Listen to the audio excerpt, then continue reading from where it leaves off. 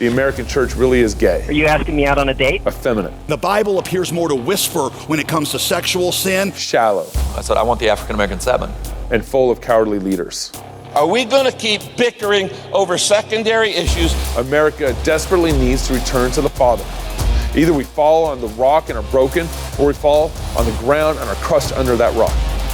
To fall on top of the rock and be broken is exactly the condition in which God brings reformation and revival. So which way is it, prodigal America? Are you coming home to the Father? Join us this Reformation Day in Fort Worth, Texas, October 31st through November 2nd at Will Rogers Event Center, just days before our presidential election. And join with the thousands of us for the blessing of gathering together with God's people and celebrating God's goodness with beer and psalms. Hear from speakers such as Dr. James White, Pastor Toby Sumter, Pastor Doug Wilson, Dr. George Grant, Gabe and Knox, Steve Dace, and more. Don't forget our Business Makers Conference, Jumpy Castles for the kiddos, after parties, single events, the Pastors Luncheon, the Business Leaders Luncheon, and many more surprises coming.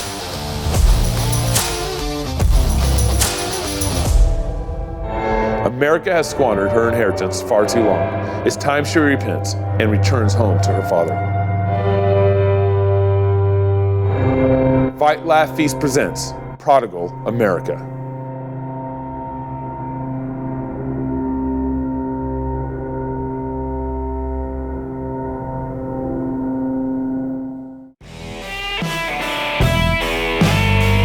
Hey y'all, welcome to Cross Politics on the Fight, Laugh, Feast Network. Pastor Toby Chuck Knox, I'm the water boy. It's good to be with you. And this show is about discipleship. Oh, okay. And this is prophetic. I don't know what happened here, but our buddy is Nathan. Let's just call him Nathan. Okay, just making up names. Or you don't know now anyway. It is his first name. Okay, all right. He had the right desire, the good desire to send us each paddles. What? Okay, he homemade discipleship paddles. We're just going to call them discipleship. Discipleship paddles. Discipleship paddles. Even though our kids are a little more grown out of the house or grown up, but we can pass these down to our great grandkids. Some Proverbs paddles. Yeah, some serious. Y'all hear that? Uh-oh. So, man, because you especially young kids, you got to have a paddle if you're going to disciple. This is it's intense. I mean, wow. I'm glad he didn't screw holes in them. Hey, before y'all say anything else, remember we are in a public show and people listen and stuff. I just think y'all should be aware. Yeah, I want to thank him for these fishing paddles that he sent to us. Ping pong. Yes. Yeah, what's that new game that people are playing with the racquetball or something like that. Racquetball with the plastic ball. Yeah, that's what I'm this talking about. No. Pickleball. What's the game where they run up to the ball and hit it? Pickleball. No. Tennis. False. Pickleball. They run up. There's a lot of games. Cricket. Yes, cricket. There we go. That's cricket. It's cricket. Okay. Run up to the ball. You know how many people I'm glad run we had this conversation. So this is a nice pickleball mallet. Not so long ago, the American dream was alive and well. Employees who worked hard were rewarded. People could spank their kids. Anyway. Employers looked for people who could do the job, not for people who had the right political views. RedBalloon.work is a job site designed to get us back to what made American businesses successful. Spanking. Discipline. Free speech, hard work, and having fun. If you're a free speech employer who wants to hire employees who focus on their work and not identity politics, then post a job on RedBalloon.work. If you're an employee who's being censored at work or is being forced to comply with the current zeitgeist, post your resume on RedBalloon.work and look for a new job today. RedBalloon.work, the job site where free speech is still alive. RedBalloon.work. Message. Hey, all right. You're out of ink, man. I mean, you're just bro. That mind your business. You're driving me nuts. This has nothing to do with you.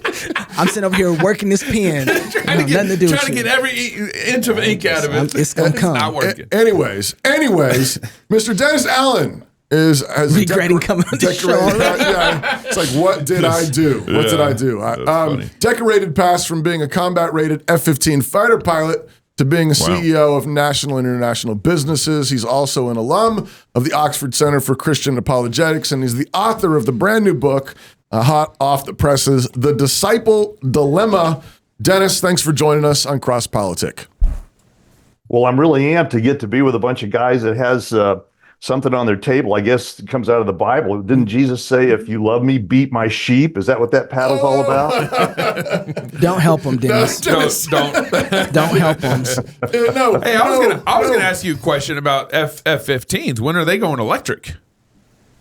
Well, actually, the jet is totally electric now on everything except those two big old diesel engines at the back end of it, and it was one of the first jets that was that. Yeah. There you go.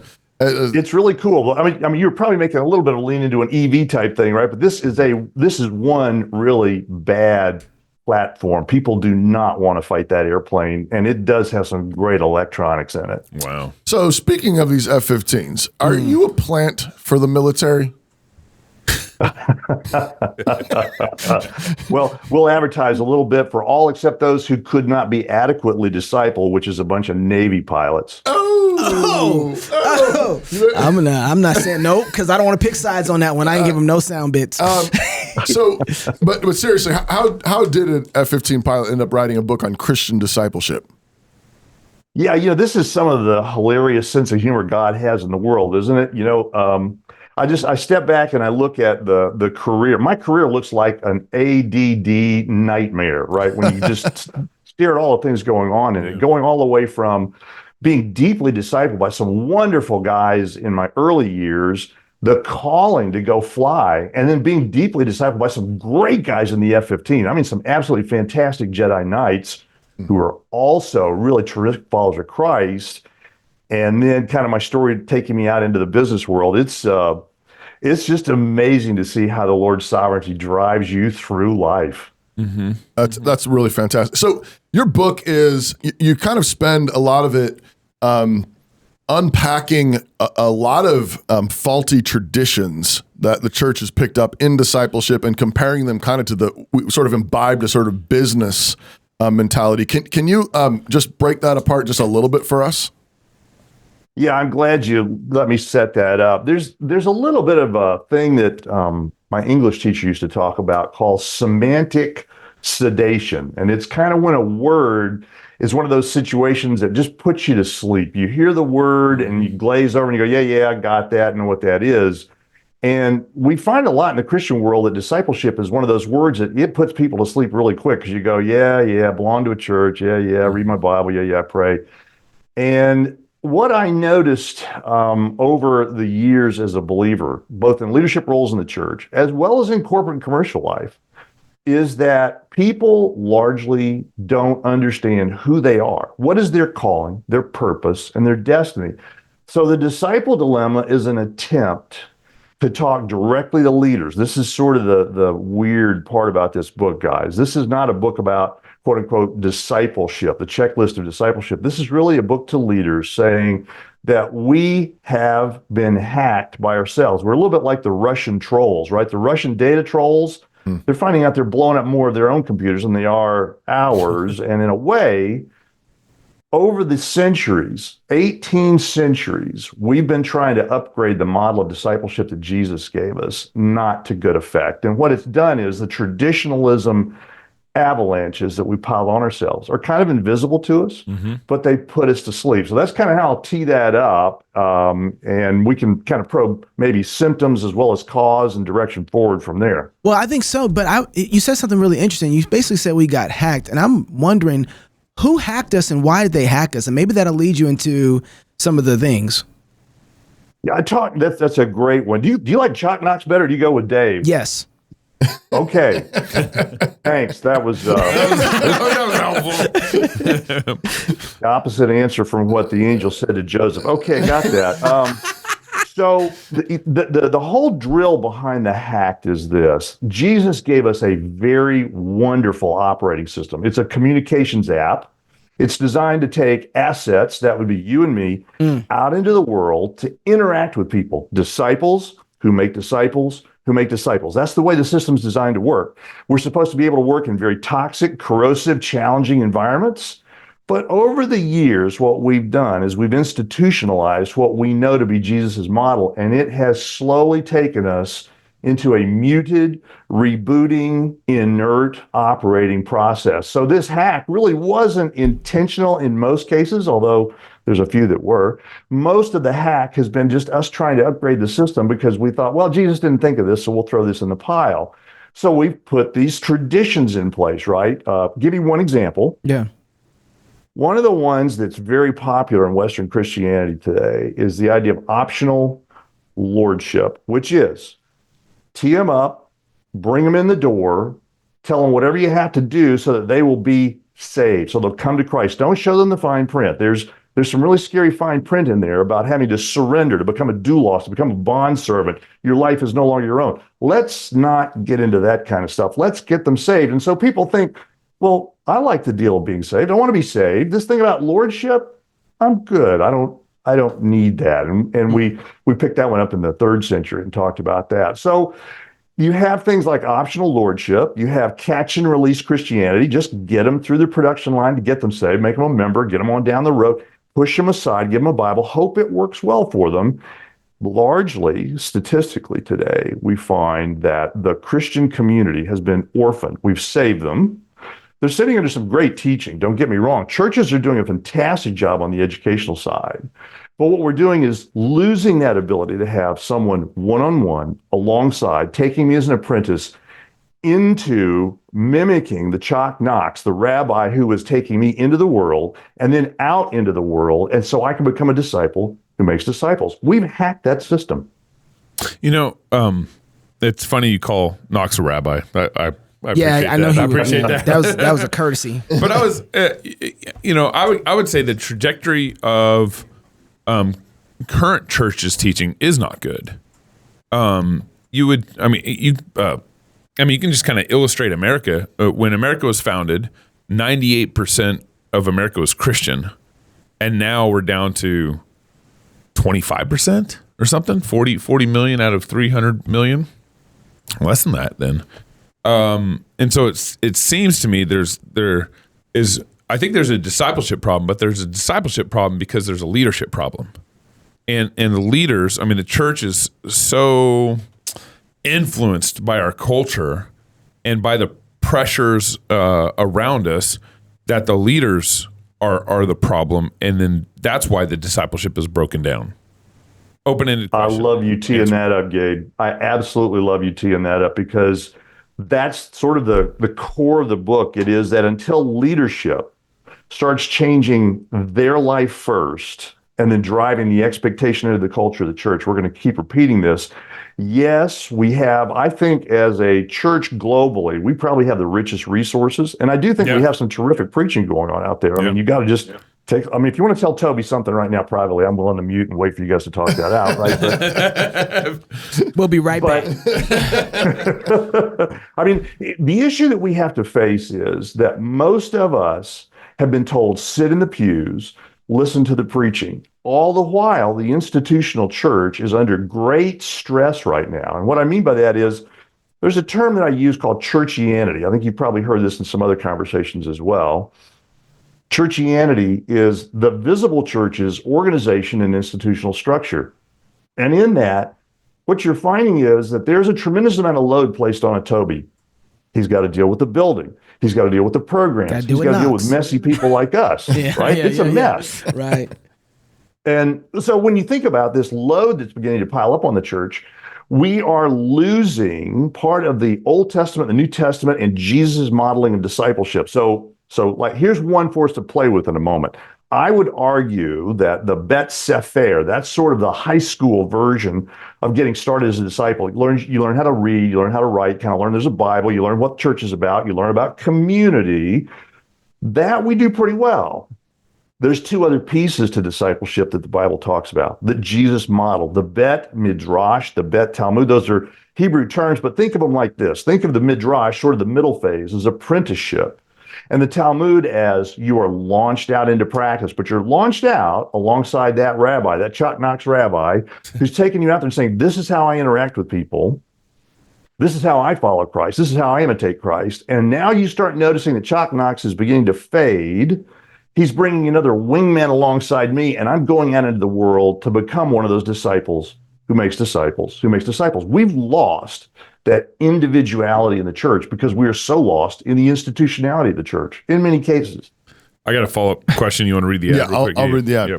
God the Father is waiting and looking down the road for all his prodigal sons to return. Will prodigal America return to the Father in repentance, confessing that Jesus Christ is Lord? Only if they're discipled, right? Or I'm sorry, go will ahead. we fall to our own destruction and become a pillar of salt as a memorial for other nations? Join us on Reformation Weekend this year, 2024, October 31st to November 2nd in Fort Worth, Texas, for the annual Fight, Laugh, Feast conference. This year's theme is Prodigal America.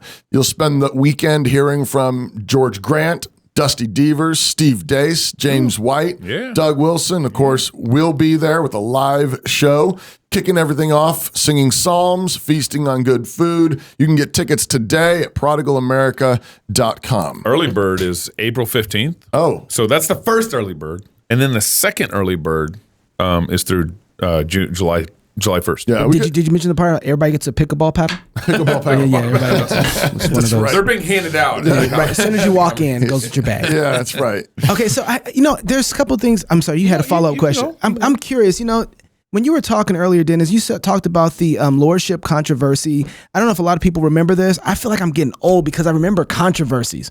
I remember hearing people early in Christendom talk about controversies like, I ain't been old enough to even remember a controversy. Yeah. But this one, I remember when I came into Reformdom, John MacArthur was going through this controversy on the lordship controversy. He even wrote a book about it. Are we still facing that right now? I thought that he won that battle and that thing was over. But the way you're talking about this, it doesn't sound like that particular battle has ended.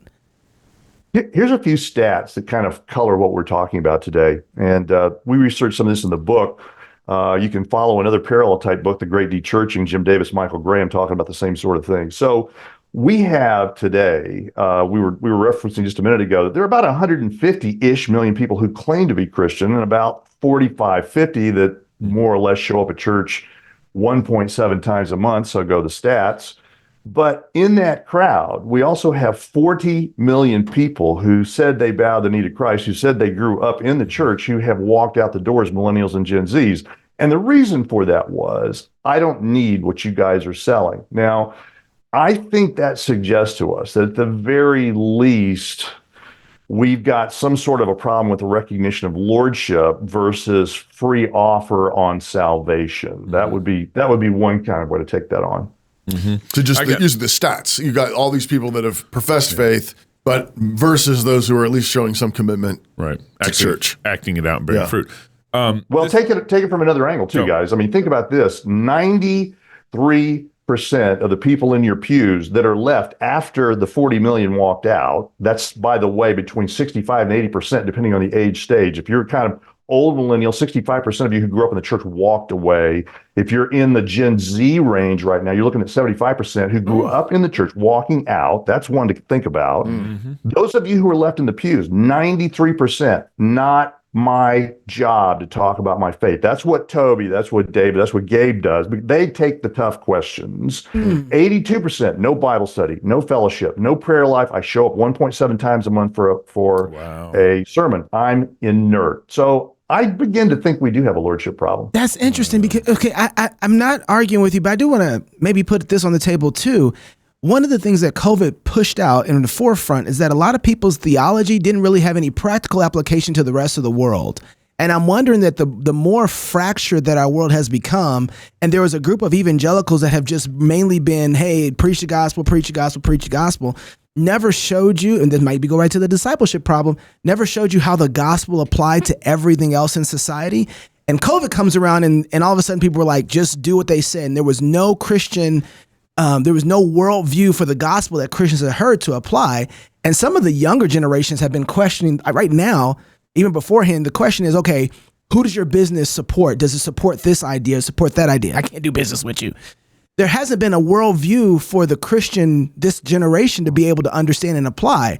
So is it just it's not maybe just a discipleship problem. There's a worldview problem from Christians that don't give anybody any foundation. I love the way you're setting this up. And by the way, if you guys could just prove me a heretic, I can stop doing this kind of stuff and get back to what I was doing. And I can't even remember what that was anymore. We don't do that here. Yeah. Here's the challenge that we face. I'm going to tell you this, and this may help you kick me off the show early. The mission of every single believer is to be a disciple, a follower, a metete of Christ, a doulos, a bondservant. The mission of every single church is to make disciples. The mission of every single seminary and every Christian school is to make disciples. Your secondary is to infuse knowledge, so on and so forth. However, when we do not make disciples, when we think that herd community, I bring you to church, I slosh you around in the pews, I listen to a great sermon, which is actually like taking a great vitamin, makes disciples? No, it doesn't. I mean, you can't survive on vitamins. They're good for you, but you won't survive on them. You can't survive on sermons. You've got to have somebody, a wingman, flying with you through life to go forward and start untangling theology so that I can walk into these environments where people are angry, they don't like you, they don't look like you, they don't act like you, they don't want to be around you, and you start taking that 1 Peter 3:15 tack on, which is the disciple is somebody who is bringing Christ as Lord in his heart in so that when people ask you for the reason, for the hope that's in you, you start building a relationship with them and they go, okay, you're kind of weird. I want to know a little more about what's going on here. Right. That's who we are. Yeah, it's funny. I'm sorry, I'm just hogging the show. Go. But it seems like a lot of what you're talking about, this is what has always bothered me about parachurch ministries, has been supplemented by parachurch ministries. And so parachurch ministries, even shows like this, are the ones who are discipling people. And it's always bothered me because I thought that should come directly in one way or another from the relationship and the people from the church. And so I think that's the issue. But could you, for me, walk out what discipleship then looks like? Because I think everybody hears that word and there's not really a definition to it yet. So then what does it practically look like that's different from what that's different from what we currently see? Yeah, let me frame that with this point also. There is a very commercial reason why it's so hard for churches to make disciples. And I'll come back to that in just a minute. If we're going to talk about a disciple, what we need to be talking about is someone, an individual, not a group of people. The symptom of disciples is to show up as a group. The disciple is an individual, a bondservant follower of Christ, uniquely called in a vocation, a destiny, a purpose, and an identity. And he is too, this is by Jesus' model, be paired up. I use the term wingman, but just think of another colleague who's kind of either in your space in your neighborhood or your age stage with kids or the work role that you're in or the professional stuff that you do. You two are going through life together. You are working with each other to guard each other's 6 o'clock. That's fighter pilot terms for keeping bad guys and bad things from creeping up on me. But we're walking together as surrendered bondservants. We don't get surrendered inside the church today. I mean, we just don't get driven into the idea of your individuality as a bondservant, a bankrupt, without any hope of your own work bringing you out of this. And how do I begin to think about that as I get past this idea of education? I'm educated really well in the church. But what I'm not apprenticed in is actually getting outdoors, connecting with the human beings in the world around us. Statesmanship, civility, politics, and certainly our ability to interact in our own communities is only going to be driven by disciples. There's no hope for politics and statesmanship and civility if we don't use disciples. That's the only leverage in the United States that's going to move what's going on in our social fabric. That'd be my pitch out. So, I want you to get to the point after this is kind of a two-part question where the second part I want you to kind of sketch out what is Christ's discipleship model. What are you arguing scripturally for this model to look like? That's the second question. But the first question is you're in this, I don't know, cross section of where you kind of were in the military fighter pilot and then you went to the business world and into the church world. So you're touching, major organizations in our country. It seems to me, the military, it seems to be like a very heavy discipleship organization. They got to break, you got boot camp and then you break them down and you build them up into the kind of soldiers you want to see. But looking at the military right now, and I would say this is maybe there's some parallels here, I think, between the church and the military. Looking at the military right now, it's like they were not discipled well at all.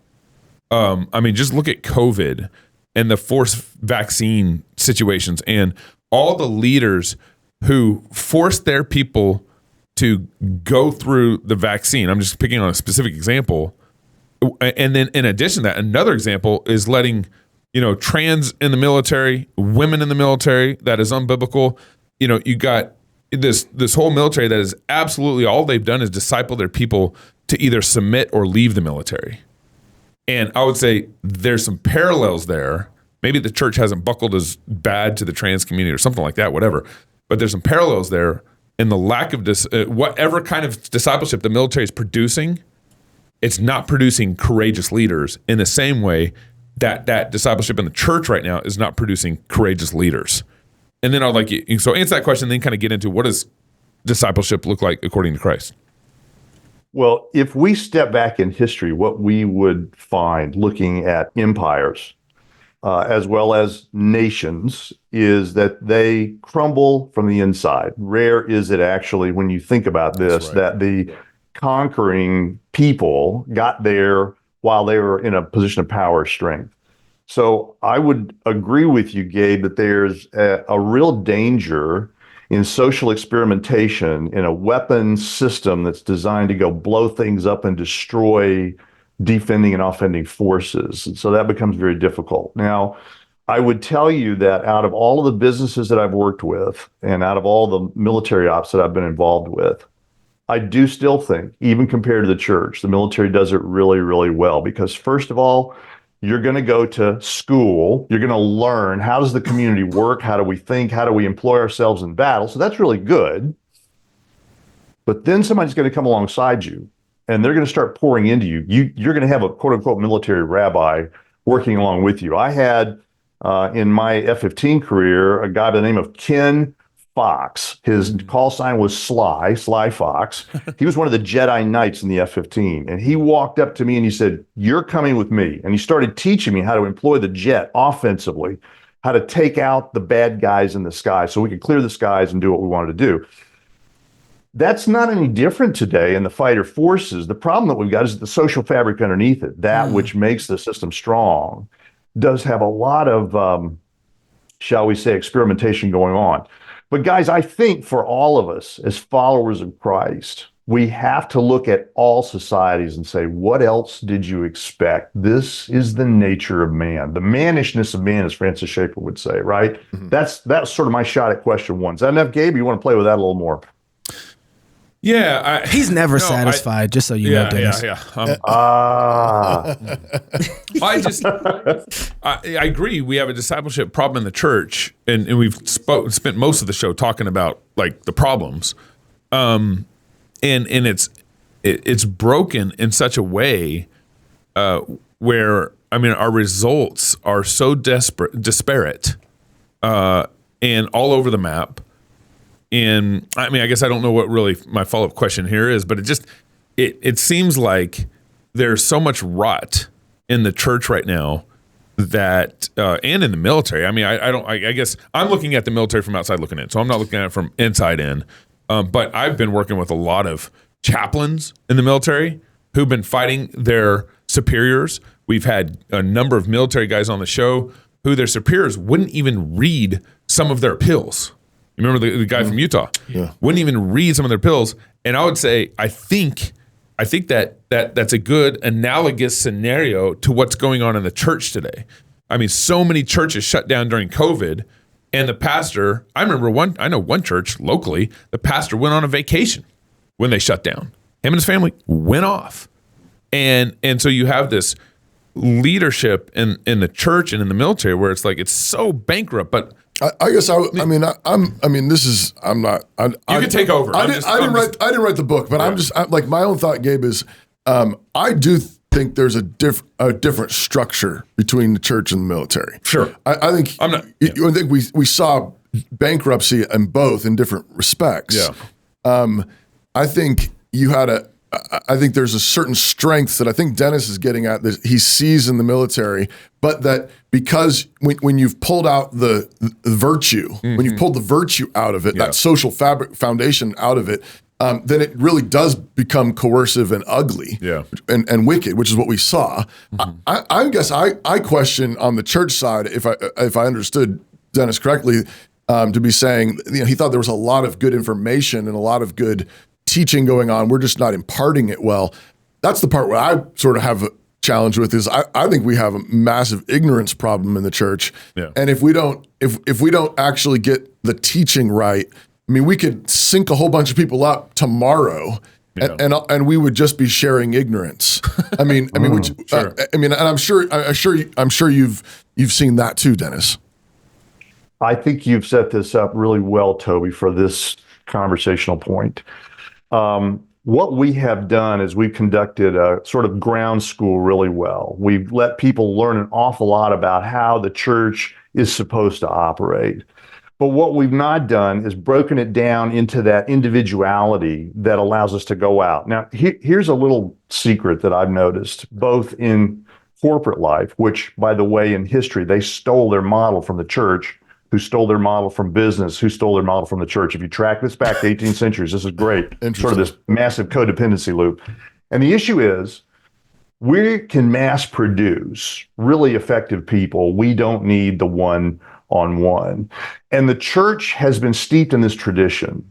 So we think that if we just listen to you from the pulpit, we'll be equipped enough to be able to go out and do what we want to go do. When in fact, what we really actually have to do is have the leadership model the one-on-one. We've got to go first. As the expression is, you got to eat your own dog food. We've got to start first, pairing up, teaming up to take people out onto the street so they can make the next two. Those two make the two, and we move forward from there. And that's really the model that we see in the New Testament. It's that bet midrash. That is the beginnings of the pairings, the rabbi that I'm following, learning, imitating, mimicking, just as we saw the disciples. Think about the three closest ones for Christ, Peter, James, John, and then arguably also Mary and Martha were very close to him, learning how he talks, learning how he thinks, learning how he reacts and interacts with people. And then from there, slowly we get pushed to the front, he fades to the back, and he goes and starts working other people while we're beginning to interact with more. In this world today, the big struggle that we're facing is the idea that I don't want to go interact outdoors. I want to bring clips of people onto my podcast and criticize them rather than go meet with those people. This is so important. Get in front of these people. We were chatting just before the show. One of the most interesting conversations I hope to have very soon is with Jim Wallace, former Sojourners, now Georgetown Center for Justice. And we agreed on two things. One, the resurrection is absolutely physically real, and we are called to be bondservants. Now, we're going to have a lot of divergent conversations from there, but he said, how do I make disciples? You ask how we make disciples. Dennis doesn't have that answer, but Christ does. And he made it really, really plain. You get close to somebody, you let them see your warts as well as your wonderfuls, you spend time with them. Holy mackerel. That's the most rare, the most coveted thing in today's world. Gen Z and millennials are craving time with people. Forget all the trauma, right, of the COVID stuff. Forget the trauma of the woke and the social justice for a minute. If you've got a political platform, jump up, preach, work on the laws. That's great. But for the rest of us, the apologia, giving the reason, being the disciple who's engaging and starting to invite people in to encounter Christ, our job's to have relationships with people. And we've got to do that one-on-one. You can't do that by dragging them, throwing them in a pew, and hoping Toby can convince them. That's not the way it works. Should we? Yes, I want to go backstage because I got some other things I want to ask. I want to ask him about the family. Oh, I'm loving the disciples. Okay. This and fatherhood. Those are two things I want to hit with him real quick. So I'm going to ask mine before yours. All right, Dennis, tell everybody where they can get your book from and the title of it. Well, all the usual suspect places. You can pick them up at any of the bookstores. You can get it on Amazon, of course, and you can hit our website, www.thediscipledilemma.com, if you want to see what we're up to, all the troubles that we're causing in the universe. Right. You got one of those voices that makes me want to ask, what's next? It's got so much radio voice. What's next? All right. Dennis, thank you so much for joining us. Appreciate you coming on Cross Politics. Hang on for a second. Just a second. All right. If you're single, get married. If you're married, have you some kids. And if you have kids, go disciple them, which is baptizing them. Until next time, love God with all your heart, soul, mind, and strength. Love your neighbor as yourself. Go fight, laugh, and feast. This is Cross Politics.